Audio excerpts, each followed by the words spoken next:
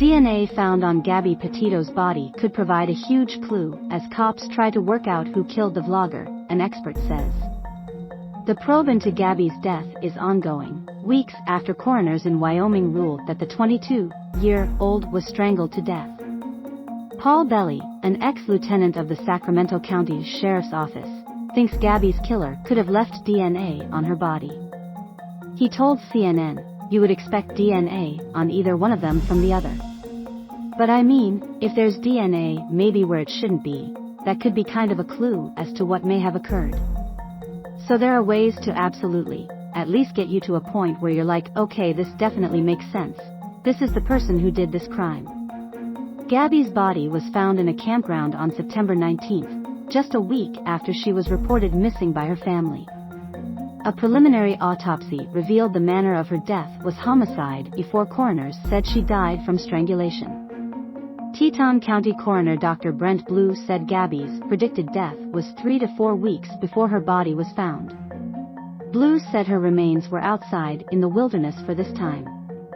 The doctor also confirmed that Gabby was not pregnant at the time of her death, and a toxicology report was unable to be released at this time. Dr. Blue said state law prevents what coroners can release about the autopsy. He was being quizzed by reporters at a press briefing. Gabby's fiancé, Brian Laundrie, was named a person of interest in the vlogger's murder. He was never named a suspect. He returned to Florida on September 1 alone without his fiancée, weeks after starting a cross-country road trip with the YouTuber, where they toured idyllic canyon ranges and visited national parks across America's Midwest. Laundrie was reported missing on September 17, days after allegedly telling his parents that he was going for a hike in the alligator-infested Carlton Reserve.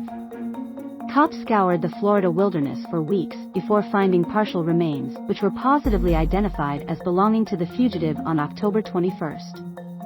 A cause of death has not yet been revealed as a preliminary autopsy came back inconclusive. Laundrie's remains have been sent to an anthropologist for further examination. Stephen Bertolino, who has represented the Laundrie family throughout the case, said autopsy returns could be returned in 2 to 3 weeks. The inconclusive autopsy has fueled speculation about Laundrie's cause of death among web sleuths. A Twitter user, known only as Olivia, claims she found bones around 60 yards from where Laundrie's remains were reportedly unearthed. She teased could be animal as she uploaded several snaps of the discovery. One sleuth said, "Definitely gator. They have those long spike extrusions on spoke bones. I feel when the water levels rise, gators migrated to him and then went back out farther as the water receded." Another speculated, "I'm sure those gators roam and don't just stay in the water. Alligators kill their prey by clamping their jaws before dragging them underwater." Twisted trolls have since posed as Brian Laundrie in vile Halloween costumes after he was found dead.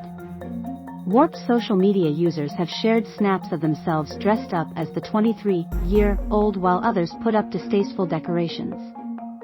Some shared pictures showing skeletons lying in makeshift caskets, in what appears to be a likely reference to the partial remains that were found.